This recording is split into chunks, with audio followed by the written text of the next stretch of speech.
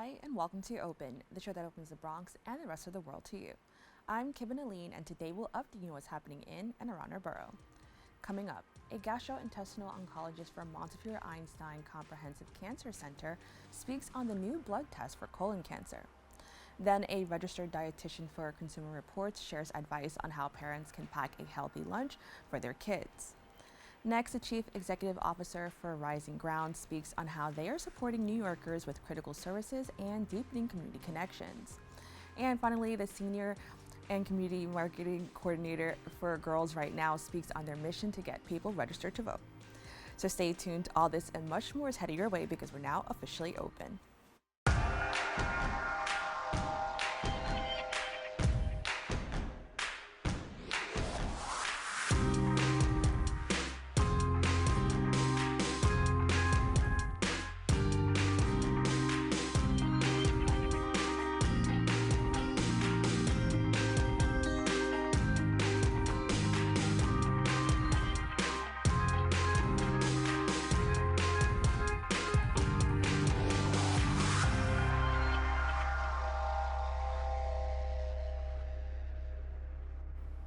Hello everyone, I'm Kibin Alleyne and today is Tuesday, September 17th. You are now watching Open, a program that brings the Bronx and New York City straight to you. Don't forget to stay connected with us via social media at BronxNet TV. Colorectal cancer stems from abnormal cell growth in the lower end of the digestive tract, often beginning as non-cancerous polyps. Detecting and removing polyps early can significantly reduce the risk of cancer. Dr. Bernabe Ramirez, a gastrointestinal oncologist at the Montefiore Einstein Comprehensive Cancer Center, joins me to discuss the latest advancements in screening methods and treatments for those at risk.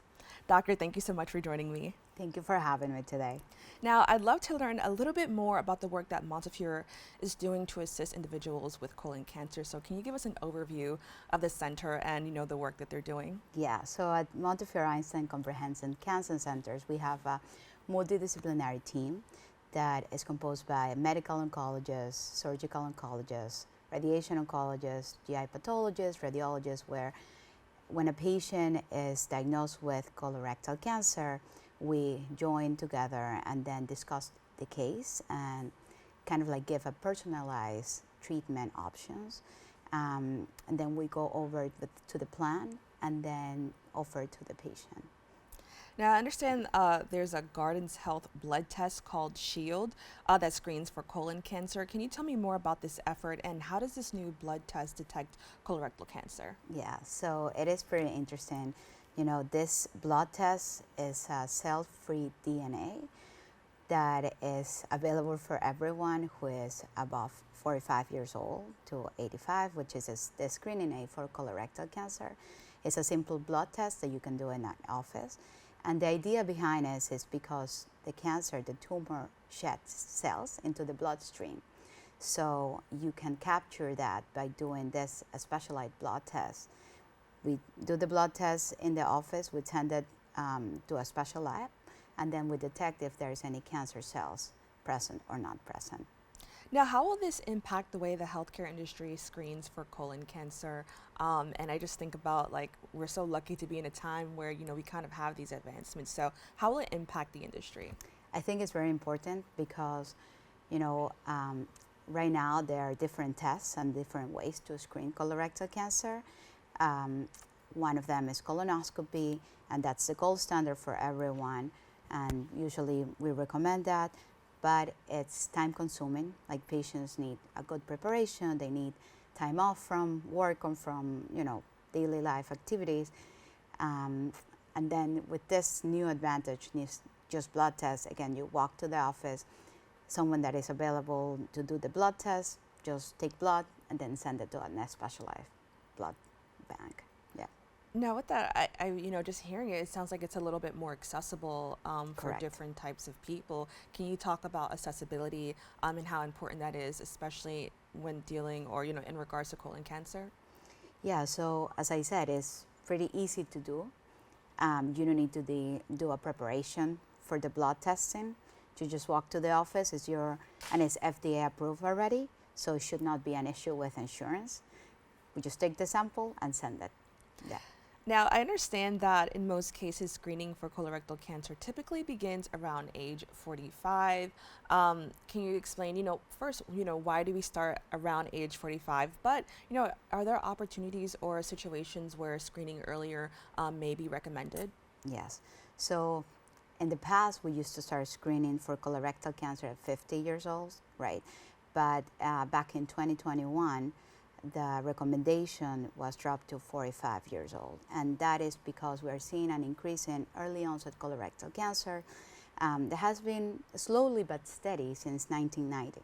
So, and we're seeing increase in patients younger than 50. So now the recommendation is for 45 and older. Right now, if there's any risk factors, then we suggest to do it sooner. Risk factors as family history or personal history of some like aggressive polyps, then we suggest to do colonoscopies or screening in general sooner than 45.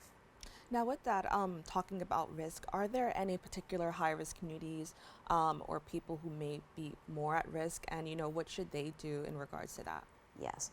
So again, personal history or family history, first-degree relative who had colorectal cancer, we suggest to have a screening, colorectal cancer screening sooner than 45. If there is any genetic component like familial adenomatous polyposis or Lynch syndrome, then those, and it's special population, then we need to do a screening sooner than 45. Okay, and I was curious, by communities, unfortunately, I sometimes will see like specific communities, like people from lower income communities may be more at high risk, or elderly may be at, high risk. Do we see that with colon cancer? We see a tendency for Black Americans to have more aggressive colorectal cancer. And again, this blood test will be more accessible to everyone rather than miss work or prepare for colonoscopy. This again, just blood, and then we have an answer if you have or not have colorectal cancer. And I definitely want to stress the importance of early detection. Can you talk about, just why that's so important? And, I know sometimes this can be a very stressful thing for a lot of people, but why that early detection could save a life? Yes. So it's very important because prognosis varies between stages. Colorectal cancer goes from stage 1 to stage 4. And in earlier stages like stage 1 or stage 2, the survival is more than 90%. And probably you don't even need chemotherapy or surgery. Just remove the polyp or the cancerous polyp or remove the mass, right? But if the cancer is diagnosed when it's advanced stages like stage 3, stage 4, the survival drops. And even for advanced stages like stage 4, the 5-year survival is less than 20%. So that's what is important to detect early to have a better survival. Now, I know for a lot of younger generations, people that are even under 45, there's this fear about, colon cancer, and sometimes on social media, you'll see people say that they're 30 or that they're 25, and they may be experiencing, what they believe is colon cancer. What are the symptoms, and what are some things people should look out for? Yeah, so early colon cancer can present with vague symptoms or even with no symptoms at all. So it is important to be an advocate for ourselves, for our patients. There was a study that shows that patients younger than 45 who were diagnosed with colorectal cancer, 40% of the primary care doctors were dismissed or they're misdiagnosed colorectal cancer, and they said, it's hemorrhoids. So be advocate for themselves, and we as providers, we should be aware that patients younger than 45 or young patients can have colorectal cancer. And I think it's so important that you mentioned that sometimes a lot of younger people or people from certain demographics could be dismissed. What are some things that people can do if they feel that they may have experienced that? What can they do next to ensure that they are advocating for themselves? I think again, advocating and say this is not me. I mean, usually again, doctors have an easy explanation, but if it's a persistent symptoms like blood in the stools, bloating, abdominal pain, but again something that is persistent, it should be looked at. Just don't, we should be not dismissive of the symptoms. Now, can you tell me a little bit more about Montefiore's screening efforts just in general? Yes, so we have a colorectal cancer awareness program where, again, in March, because it's colon cancer month, we offer testing. We have availability in different sites for colonoscopies. Now we offer this new blood test to everyone and the communities out there. There's outreach programs as well for the community, and again, to assure that we detect colon cancer early. Now, I think this is an amazing advancement in healthcare, and I think it's so, again, we're in a great time where we're seeing, technology and just all the things that can be done to advance, human health. What do you hope to see for the future of, just testing and screening for, serious, health conditions like colon cancer? I'm hoping that the colorectal cancer is detected earlier, and that we don't need to be more aggressive with, chemotherapy, because again, if patients that are young and diagnosed with late stages, we are, yes, treating them, but maybe not curing them. So early detection is the key, and again, this new blood test is an advantage, but don't forget that colonoscopy will be the gold standard still. It will detect cancer, but also polyps, and then at the moment of a colonoscopy, we can treat them, like remove them, and that will be it. And I also want to add that, with the advancement of technology, unfortunately, there's also a lot of misinformation as well. So where can people go to make sure that they're learning, the right information about their body? And if they do have these concerns, what should they do? I think it's important to look at the primary care doctors, right? Go to your physician, not just social media in general. Don't be skeptical of colonoscopies. I think there's a lot of, as you said, misinformation about procedures, and like they're scary. I mean, and every procedure goes with risk benefit, but again, this one saves life, right? So it is important to ask the right questions to the right people. All right. Well, Doctor, I want to thank you so much for joining us and having this very important, conversation. As I mentioned, I've seen a lot of young people. I think probably in a long time, people in their early 20s, 30s talking about this. Mm-hmm. So I think it's so important that we're having this conversation. And it's so great to see that there's new methods out there to help people kind of learn a little bit more about their body. So thank you so much for joining us. Thank you. To stay in touch, please visit their website, montefioreeinstein.org/cancer. Don't go away. We'll be back with more Open right after this.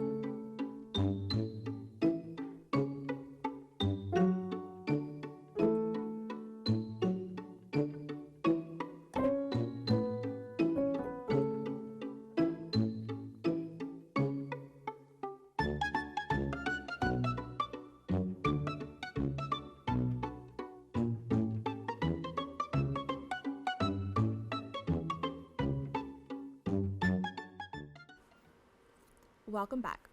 Many busy parents who prioritize healthy eating often grapple with the choice of packing a lunch or relying on their child's school cafeteria. Consumer Reports offers valuable tips for parents dedicated to providing the healthiest lunch options. Amy Keating, a registered dietitian for Consumer Reports, joins us to explain why maintaining a healthy balance between packed lunches and cafeteria food could work best. Amy, thank you so much for joining us. Oh, thank you for having me. Now, this I would say is probably one of my favorite things to talk about because I'm always on the hunt to, be healthier and eat right. So, with that being said, people often find eating healthy to be a challenge. What are some healthy and easy options for parents who are packing lunches, for their kids? Well, I think the first thing to keep in mind is one of my favorite topics too, is that getting your kids involved in this process is going to set you up for a lot more success than if you're doing it totally on your own. And it doesn't have to be complicated. I mean, you need a little bit of preparation, which you can do early in the week, and talk to your kids about preferences. Take your kids grocery shopping, get them involved. It's a skill, that'll be their introduction to food preparation. So it's a great skill to have. And basically, you just want to make sure you hit on the major food groups. So you want to make sure you're choosing some vegetable, fruit, whole grain, a protein source. And there's plenty of options. Again, and the driver should be what your child prefers. But with vegetables, it can be as easy as cutting up vegetables on a Sunday for Monday, Tuesday, Wednesday's lunches. It could be a thermos of vegetable soup. Some kids really like, some, interest and excitement to their lunch. So that could work.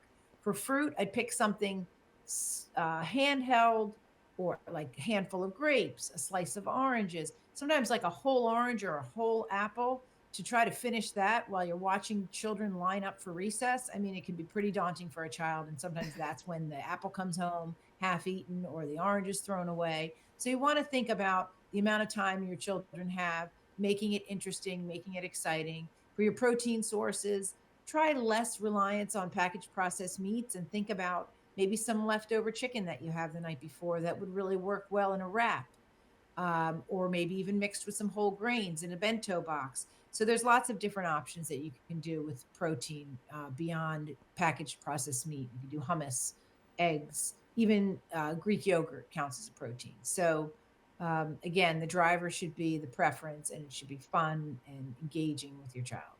I think that's pretty amazing. Now, I could speak for myself, but I'm sure there's a lot of kids who relate to this. What can you do if you have picky eaters who may struggle with, maybe eating their vegetables, or maybe they don't want to eat fruit and they're kind of leaning more towards chips or things like that? You cut out, but I think I got most of the question. I mean, it's just basically, not wanting to eat the vegetables. Sometimes pairing a vegetable with a food they like peanut butter, taking even, apple slices or celery and pairing them together in a combination. Uh, what's worked with my children is seeing what their friends like, saying, "Hey, are you curious? Johnny's eating broccoli. You've never tried it. He's one of your best friends. It's one of his favorite vegetables." So sometimes seeing what's going on in the cafeteria and asking them, "Hey, are you curious about anything? Oh, maybe I'm afraid to try it." But just being patient and understanding that it is going to be a process. Um, but you know, letting them try things, and if they don't like it, you've got to just accept that and you know hold the line. Now, what role does teaching children about making healthy food choices play in their overall development? Well, I mean, so much in terms of just learning readiness and really like their quality of life. They want to be playing sports. They want to be, have active lives. So in general, just food is health. And when you think about setting yourself up in terms of your uh, dietary preferences, your healthy eating, and all that can lead to in terms of health later on. I mean, we do know that like, we parents so closely and even students so closely look at their grades and if they made the team. But there are also ways to look at your diet, and for years we've been calculating the healthy eating index and looking at the diets of Americans. And younger kids, 2 to 4, on a scale of 0 to 100 on this healthy eating scale are about 60, 65.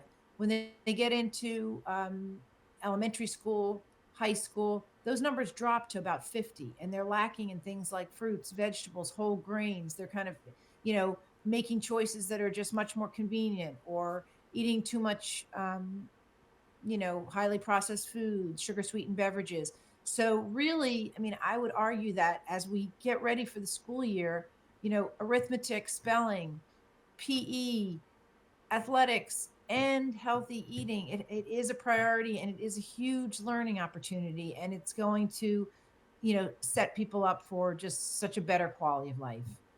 Now, because you talked about convenience and juices and all of these things, that leads into my next question about lunch kits like Lunchables. Now, I know when I was a kid, I loved Lunchables. I know a lot of kids love that now, but can you tell me a little bit more about kits like Lunchables? Are they actually healthy or not? And I understand that Consumer Reports actually tested or did some research on that. So can you tell us what you found?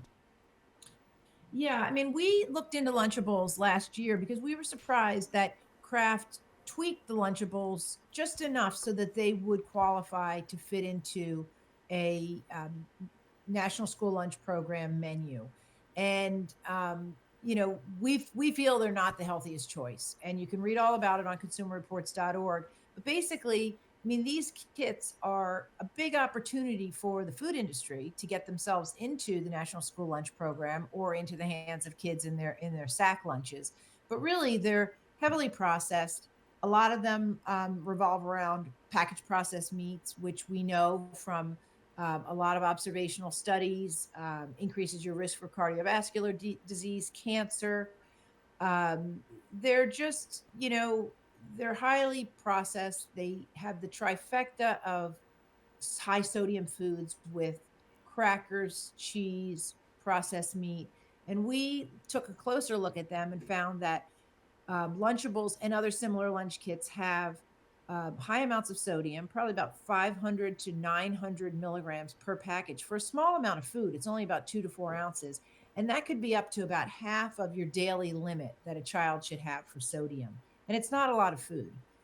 We also, my colleagues in the food safety area, also are monitoring lots of processed packaged foods and even natural foods for heavy metals, things like lead and cadmium, which are natural elements of the Earth's crust, but also can make it into these products through processing. And we did find levels of contaminants in these packaged lunch kits that were somewhat concerning. There aren't national federal standards for um, things like lead, but we did look at the California standards and their maximum allowable dose per day, and we found that some of them were up to about 50% when you consider a child's diet. When you consider that a child is relatively smaller in stature, so when you consume things, your body is going to take a little bit bigger of a hit for that, and also that heavy metals are, it's over time, it's cumulative. So less is definitely more. So we did see a little bit of that. And it's really, the sodium is really problematic as well. And just that it's not really setting people up for, and children up for eating and making choices that are whole healthy foods. And eating whole healthy foods um, doesn't have to be complicated. I mean, if you have a knife and a cutting board, you can do wonders with real produce and real, proteins that you find in the grocery store. With that being said, what should parents do when they do get to that supermarket and they are tempted to kind of grab the most convenient thing, or maybe they don't know how to read nutrition labels or they struggle with that? What are some tips you would give a parent who's, just needs that extra boost or that extra help when navigating a supermarket? Yeah, well, you were mentioning juice and packaged foods, and there are a lot of them. First of all, just from a budget standpoint, I mean, buying a lot of prepackaged single serve items generally are going to come along, are going to be more highly processed and potentially have more sodium and added sugars. So when you can prep some of that food yourself, you'll save some money, and you'll probably be better off in terms of sodium and added sugars. And then when you're looking at labels, I mean, it is very confusing. It's a landmine. we have lots of information on our website. I really would encourage parents to look for our information on how to read food labels. But just in terms of juice, juice alone, when you see the packages, the front of package of juice or any foods is really could potentially lead you down the wrong path. You'll see juice products, they'll have big, colorful pieces of fruit on the front of the juice package. That doesn't necessarily reflect what's in the product. That could just be the imagery used for the natural or artificial flavor that's added. So don't look at the images of the fruit to determine. By law, all juice and juice drinks have to list the percent juice that's in the container. So you want to look for 100% juice. And if you see a juice drink or juice cocktail, that should tip you off that you may be getting less juice and you're probably getting more added sugars. And added sugars in sugar sweetened beverages is one of the top sources for kids. So if you look on the label, you'll see, wow, this product that I thought was so healthy and it's bright orange and it's got oranges and grapefruits on the front. It only has 5% juice when I just turn that package sideways. So you have to take a look at, again, the nutrition facts panel. And, you don't need a science degree to look at it. You really want to focus in on comparing two products with the nutrition facts panel, and probably at this point, really focusing in on the problematic nutrients like added sugar, sodium, comparing two products, seeing what the difference is in those. Also looking for some nutrients. We don't always want to be avoiding. We want to be thinking about adding positive things to our diet. So looking at things like the percent daily value for the vitamins and minerals that are listed. The vitamins and minerals that are listed on the nutrition facts panel are the ones that Americans need more of. They can't fit them all. There are dozens of vitamins and minerals, but they put 4 on there because those are the ones you want. So the higher they are, the better the choice is, or dietary fiber. And then again, with ingredients, scan the ingredient list. If it's, a bunch of chemicals and things that you don't have in your cupboard and that you are not familiar with, you want to be looking for something that more resembles what you could make yourself. Well, Amy, I want to thank you so much for joining us and really having this informative discussion. I know I'm going to be helped by this already, so thank you so much. Okay, you're welcome. Thank you so much for having us. You can learn more tips about packing a healthy lunch by reading Amy's article and the Consumer Reports website, which is on your screen below. Stay tuned, we have more for you right after this.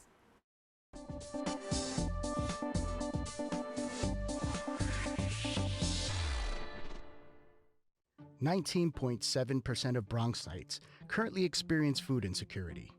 Meanwhile, instead of these nice, colorful foods, this is the best food that they have access to.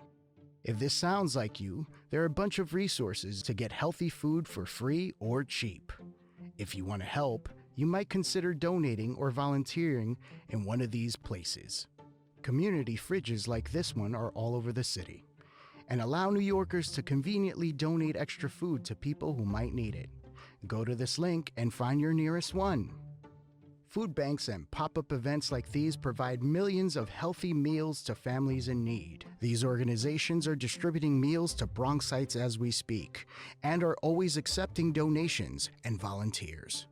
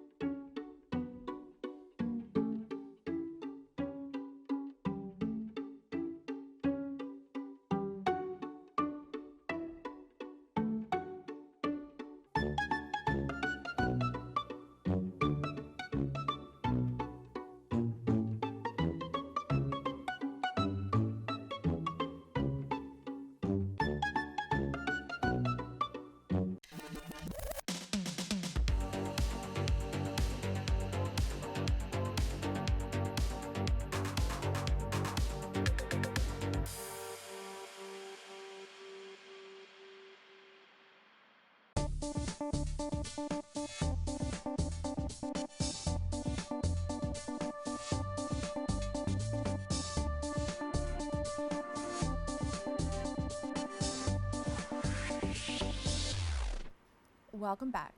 Rising Ground, a human services organization, dedicates its mission to supporting individuals and families across New York City and Lower Westchester County. Offering essential resources and skill building programs, Rising Ground empowers people to steer their lives in a positive direction. Alan Mucatel, the Chief Executive Officer of Rising Ground, joins me to discuss their impactful work and how they're making a difference. Alan, thank you so much for joining me. Thank you for having me. Now, Rising Ground has been around for a very long time. Can you tell me, what it was originally founded as in 1831 and how its mission has evolved since then? Well, as you said, it's been open since 1831, and we started as an orphanage in a city that is very different than the one we live in today. In fact, here in the Bronx where we're sitting was probably farmland at that time. And so the services that were around and the way we thought about human services back then, very, very different. There were no real social workers, and we weren't addressing the kind of issues that we see in today's society. That's amazing. And then can you just tell us, what its overall mission is now? Sure. Like our name implies, we're about helping people to move upward and forward in their lives. That's the rising part of the name. And by creating a foundation from which to grow, which was the ground sense. And we do that in a wide range of services, from supports to people with intellectual and developmental disabilities, to support for individuals who are survivors of intimate partner violence, mental health clinics. Here in the Bronx right now, we're opening additional early Head Start services for accessible child care supports for families. Now, can you actually expand a little bit more on the Early Head Start program support for the community? I think it's so relevant now, especially since it's, September, school is starting. So can you tell us a little bit more about that? Well, quality childcare, affordable childcare is really essential, not only to allow parents to go to work and to do the other things they need to accomplish, but also to ensure that we prepare young people or young children to be successful when school starts. What we do is we work with community-based childcare providers, home-based childcare providers, ensure they have the resources and supports and are backed up by an organization like ours that can provide training and other additional supports to them as they help young people. And then we also work with their parents and families to make sure that those connections happen. And we have a really great success rate with young people leaving those programs in time to go to kindergarten, really prepared for school. That's amazing, and I love to hear. I mean, there's so much research and study that shows that early education is very beneficial to children. So I think that's an amazing effort, and I love to hear it. Now, how does Rising Ground ensure its services are effective and relevant to the needs of the community that they're serving? Well, let's go back to the fact that we were talking about this long history for this organization. The services we provide have been changing over these 190 plus years. For example, even the idea of community mental health services like we provide today didn't exist back then. Or even thinking about, I mentioned survivors of intimate partner violence. And in the 1830s, there were really no places for individuals to go to get help if they were in a situation that was unsafe. And so we've been changing and growing continually, and we do that all the time. And now we're always focused on where the needs are, what's happening in communities. So for example, in the past several decades, there's been a real push to engage people with lived experience in helping those who have challenges. I think we hear it a lot, let's say, in substance abuse treatment programs, right? Having somebody who's gone through that process. Or in our work with youth who are court involved, employing individuals who have themselves been engaged in challenges with the courts, maybe when they were younger, and can talk to a young person about what their life has been and what their path has been and how they can change that direction for themselves. We've seen that kind of engagement of those individuals as an example of the kind of ways to do the work that we do better today than would have been done in the past. Now, since the organization is always evolving, which I think is amazing, that's the only way to grow. How do you determine what challenges you want to take on as an organization? Well, we are a large organization. It's true. We have over 2,000 people who work for us. We run about 100 and some odd programs in 138 locations.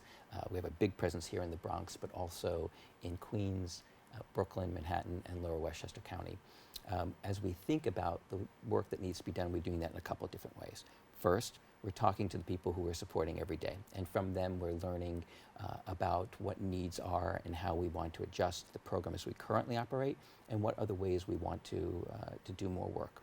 An example right now is as we all know, there's a real need for housing of various kinds, affordable housing, supportive housing, and that's an area where we as an organization are thinking of putting additional resources in the years to come. And that's coming from the people from the staff who are working on the front lines and the people who are supporting, but we're also, like everybody else, we're paying attention to what's out there in the news and what we're reading, and we're trying to incorporate all those things in our thinking about where to go next. Now, I want to take a moment to highlight the core values of Rising Ground. I think it's always amazing when an organization has like kind of maybe a rubric or something that they kind of live by. Can you tell us, what those core values are for Rising Ground? So the word we use is ACTS, A-C-T-S, accountability, connection, tenacity, and service. And those are the principles that guide us in our work every day. And given the vast array of programs that we provide, we find that those values cut across all that we do. Now, how does, or in what ways does Rising Ground demonstrate its commitment to accountability? Perfect. So it starts in a couple of different ways. First, it's that we have how we employ the right people for the work, right? And what we say and how we ground them in our sense of what it means to be delivering service, but also in the way we review what we're doing. We have a very robust, you would call it a quality assurance area, but we call it performance effectiveness and measurement, PEM. We're out there all the time doing both site reviews, overnight visits, paper reviews, fire safety checks. We're also, of course, responsive to our government partners who are doing those similar kinds of evaluations. We have a very large employee performance evaluation system. And I think I implied that it also starts with who we hire at the very beginning. Just yesterday, I went to our new employee orientation for this month, and there were 60 new employees. You can sense right away when I walked in that room that we had engaged some people who are so determined to do this work. It's really very exciting, and so we have to continue to hold ourselves accountable by checking up on ourselves and making sure that we're doing the right things all the time. That's amazing. I love to hear when an organization has, a moment of self-reflection. I think that's great, especially when you're dealing with vulnerable communities and people who need that help. So I think that's amazing, and I love to see that.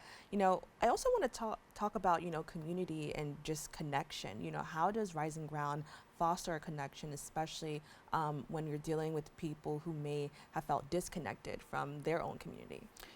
I just want to go back to one thing you just said, because I'm glad that you responded to this notion of self-reflection. I think when one is doing human service work, we all bring ourselves to this table. We try to do the right things. I believe that's what people who are driven to this work are all about. But it's also important that we pay attention to what we're doing and how we're doing it. And that there's always a moment to be evaluative. Did we do the right thing? And there are a lot of ways which to make mistakes, and they do happen. The real question is, what do you do with those mistakes that happen? How do you as an organization set yourself up to avoid that problem in the future? And I think that's one place that I think Rising Ground has tried really hard to improve on. In terms of creating connection to community, it starts first by hiring people from the community. The people who work at Rising Ground reflect the diversity of the communities that we support, and that's true in terms of language ability, gender, race, all ways, and that I think starts the process. They are both reflective of the community, live in the community. We engage in a number of programs. For example, we have a family enrichment center that is really just, in this case it happens to be in Brooklyn, but it's specifically focused on the East Flatbush section of that, and it's really about, it's driven all by what we're hearing from community members.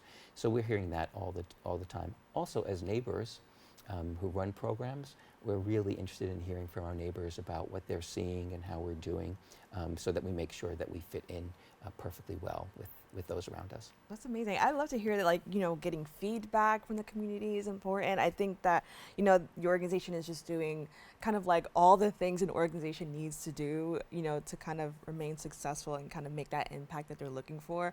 So I just definitely want to take a moment to kind of highlight that because I think it's so important. Now, I understand that the organization offers therapeutic treatments and trauma-informed support. Can you tell me, a little bit more about like what that is and how it supports those who need it? Well, in terms of trauma, many of the people who come to us have experienced various traumas through their lives, and it could be in sense of early childhood experiences. It could be what's happening for them as an adult. They can be in terms of things that have happened in relationships. It's really very varied. In terms of being trauma-informed, the real basis is to ask yourself the question, not what is wrong with somebody, but what has happened to them, what have they been through, and to start with where they are, to acknowledge what they've experienced, what they feel, to validate those feelings, to then help them to cope with what they're experiencing so that they can work their way through it. It's really important that in human service work, that what we're not doing is re-traumatizing people, pushing them to places they don't want to be or aren't ready to be.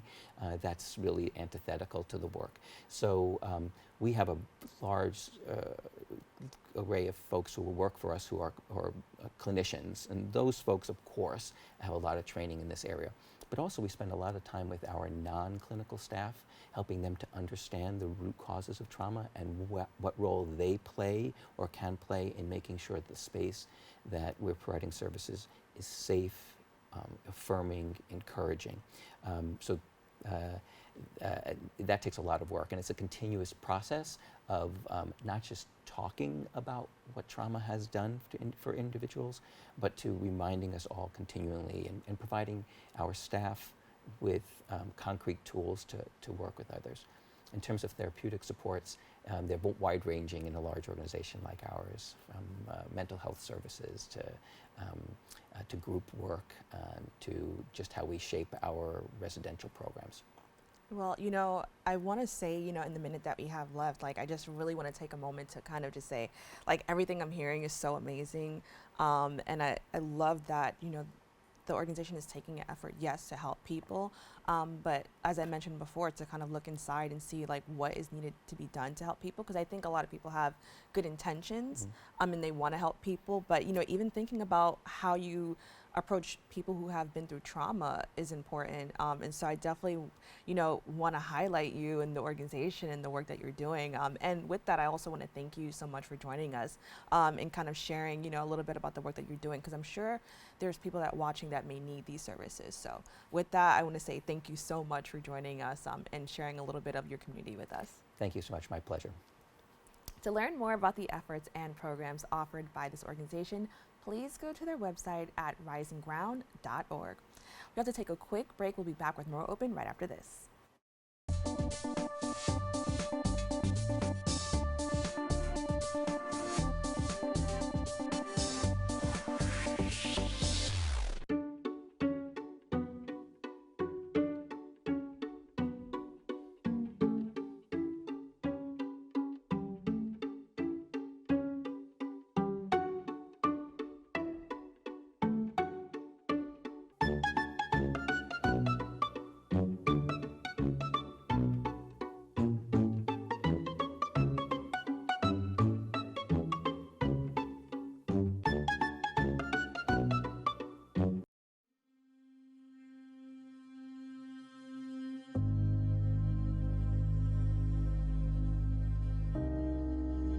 Only 57% of New York City high school students are college ready by their senior year.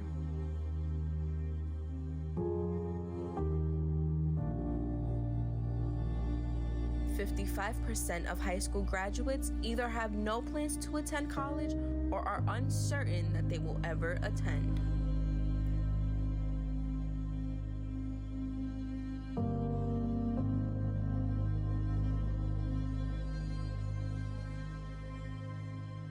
.34% of young adults don't go to college because they can't afford it.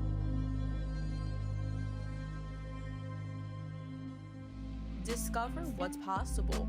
BronxNet's education programs, internships, and opportunities help engage and inspire Bronx youth and beyond to pursue their passions. Be a part of the BronxNet family. Whether you're interested in our shows, joining a class, or donating to support our mission, visit BronxNet.org to learn more. Welcome back. Girls Right Now teams up with STAR's Citywide Girls Initiative for National Voter Registration Day. Committed to empowering eligible voters, this collaboration provides essential tools and resources to enhance youth engagement in the upcoming election. Vahni, Kurra, Senior Community and Marketing Coordinator for Girls Right Now, joins me to discuss this initiative and its impact on fostering civic involvement among the youth. Vahni, thank you so much for joining me. Yeah, thank you for having me. Now, can you tell me a little bit more about the collaboration between Girls Right Now and STAR's Citywide Girls Initiative? Yeah, definitely. So STAR's Citywide Girls Initiative is a collaboration of 10 New York City nonprofits across all 5 boroughs that serve young women and gender-expansive youth. So we do programs such as after-school sports programs, creative writing and arts programs, and leadership. Girls Right Now is one of the founding members of that group, so we have been working with them for 10 years, and we really wanted to bring all of these amazing organizations together, really with the goal of making sure that every young person who is eligible to vote is registered this year. So we put together an event called Storytelling for Change. It is on September 19th from 5 to 7 p.m. at the Girls Right Now offices in Midtown Manhattan. And it's really a chance for all of these organizations to come together with their young people, encourage them to bring their friends, their family, their communities together for voter registration education. We'll also play some really fun games and hopefully show people that voting is really fun and it's really important. We also put together a student ambassador program with students from all of these organizations tackling their own voter registration projects. So we have a Girls Right Now student who's actually in college in Minnesota who's doing a visual essay about voter participation at Girls Right Now that will hopefully show participants, you know, who are their peers who are voting, encouraging them to vote as well. We also have a student doing a series of social media posts, so doing a full campaign to reach young voters across different platforms. We have a student from Groundswell, which is another one of our organizations in STARS, who is putting together a voter registration drive in collaboration with student organizations at Brooklyn College. And we also have a student who is in high school on Long Island, who is doing a voter registration drive at her homecoming game. So yeah, lots of different things that people are doing, and all of it with the same goal to really make sure that we're engaging everyone we know to vote this year. Now, I want to talk about storytelling for change. You know, can you just tell me a little bit more behind, you know, just the meaning behind that? Yeah, definitely. So as a writing and mentoring organization, everything we do at Girls Right Now comes down to the idea that if you can write, you can do anything. If you can tell your story, you can do anything. So when we started putting together this event for National Voter Registration Day, we thought we wanted to ask people, what is your voter story? Why is it personally important to you to vote? And we know that many people have many different answers to that question. So we really wanted to engage the widest possible variety of answers to that question.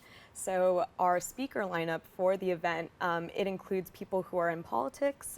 So New York City Council member Gail Brewer being one of them. We have political advocates, but we also have people who are not involved in politics for their job, but just are really passionate about people having a voice and making sure that it's heard. So we have journalists, we have podcast hosts, we have Grace Bastidas, who is the first editor of color-in-chief at Parents Magazine, people who've come to voting in many, many different ways, and just telling their story, because I think also part of the barrier to voting is that some people don't know how to vote, but also some people feel intimidated by it. And we want to show that absolutely everybody who is eligible to vote should vote, and there are very easy ways to do it. Now, I also want to highlight, that girls right now may have this unique responsibility, that we're also kind of encouraging young women and girls and gender expansive youth to make their voice heard, especially right now. Can you talk about the importance of not just dealing with young people in general, but people who may come from marginalized backgrounds, and why it's important that they have their voice heard? Yeah, definitely. So Girls Right Now serves youth aged 14 to 24, so that's high school through college. But we also have mentors who are older than that. We serve primarily people of color, people from under-resourced communities. And I think it's really important for everybody to have a voice, especially people who've been systematically suppressed or denied those rights or those abilities to express their opinions. And voting is really one of the easiest ways for people to do that. It is completely free. There are many programs such as the event we're having that are getting people to express their opinion. And it's important because voting affects all of us. You know, the policies, whether they're at the national level or the local, they affect everything from the day that your trash is picked up to our policies for the environment and where we're going as a country together. So we really want people to have a say in that. We want people to know that voting is also just the first step. There are many things outside of voting that people can do, but we're going to start there and make sure that we can all do this together. Now, I think historically, almost every generation of young people have been very present and vocal about, you know, what they want to see for their future. But many places have found that they're not as present, you know, at the polls. You know, what could be the disconnect as to why they may be vocal online or, you know, in their communities, but aren't going out to vote? Yeah, that's a really good question. And it's actually really interesting because 2020 saw a historic rise in the number of young voters. Nearly half of all young voters who were eligible to vote ended up going to the polls and voting. And a lot of people were really excited by that. In 2022, though, in the midterms, there was still a pretty high turnout, but it was less than the 2018 midterms. And I think there's probably a lot of reasons that people can give for that. And there's a lot of reasons why, you know, the other half of young people probably aren't voting.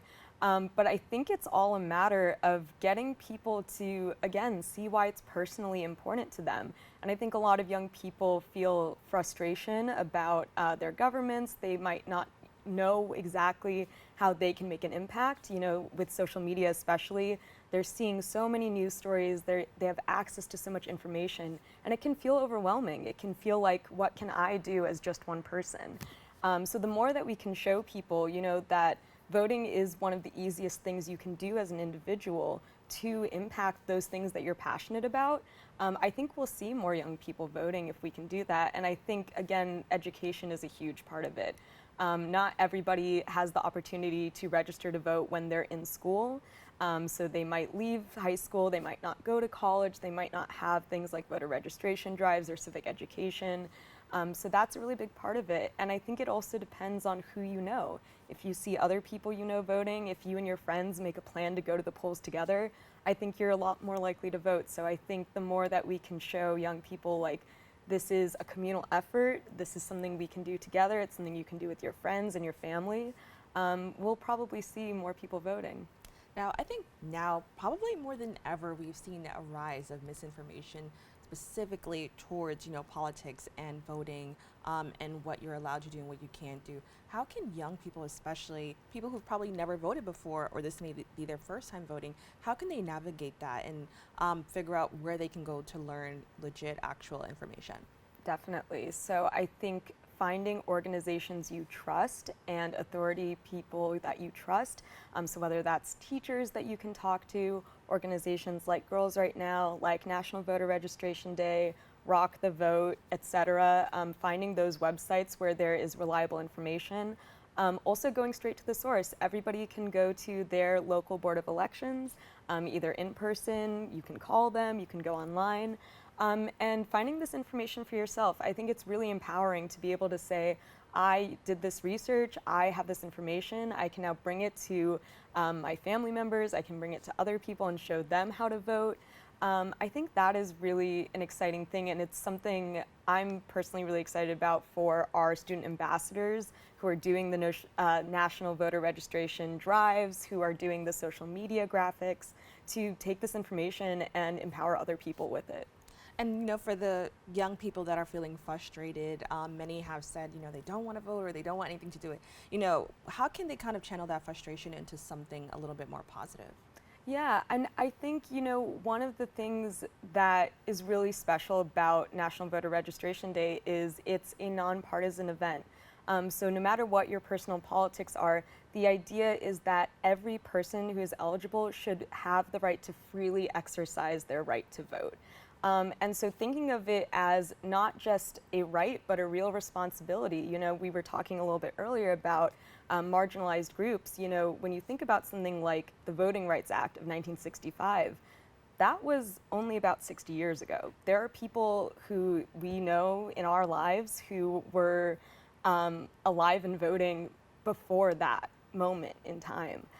We know that there are so many restrictions. If you come from a family of immigrants like I do, or if you are an immigrant yourself, you likely know a lot of people who have lived and worked and contributed to US society, to your local communities for years and don't have the right to vote. And I think if you do have the right to vote, if you are a US citizen, if you are over 18, you can think about voting really as a way to not just represent yourself, but also represent the interests of your community and for those people who don't have the ability to exercise their right to vote. Thank you so much for sharing that. It was amazing, and I agree 100%. You know, now for people watching, or you know, for any young people out there, where can they go to learn more about this event, take part in it, and kind of, you know, get encouraged to, you know, get out there and vote? Yeah, definitely. Well, so one, I would highly recommend that people come to our event on the 19th. Like I said, we're going to have these really inspiring speakers. We're going to also do some writing prompts and get people to really think about, why is it important to me that I have a voice in politics? Why is it important to me that I'm voting? We're going to share that with each other. We're going to play some games. There will also be snacks, so other motivations to come. So we really do want people to come to that event. But also, you know, that event's September 19th. Here in New York, you can register to vote up to October 26th. And then after that date, we want people to encourage people in their communities to actually go to the polls now that they've registered. So you can early vote prior to November 5th. You can request a mail-in ballot if you won't be able to physically go to the polls. So there's a lot of ways people can get involved, and we really want to make sure that every step of the way people are encouraging people in their communities to vote. And also, I did want to mention, you know, in addition to the presidential election that's happening, there are a lot of down ballot votes. So what that means is civil judges, Supreme Court judges, US Senate, State Senate, House of Representatives, all of those elections are critical and they impact us on our day-to-day lives. So we also want people to be paying attention to that.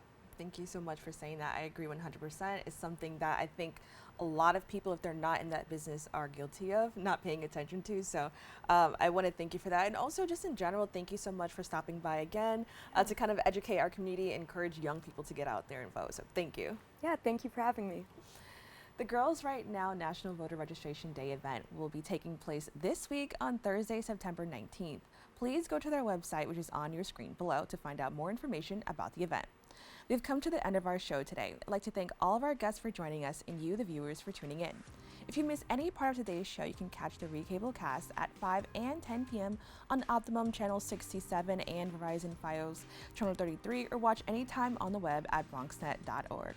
You can catch a brand new episode of Open with Darren Hymie on Wednesday and with Rena Valentine on Friday. I'm Kibin Alleyne, wishing you and yours safety and wellness now and always. See you next time.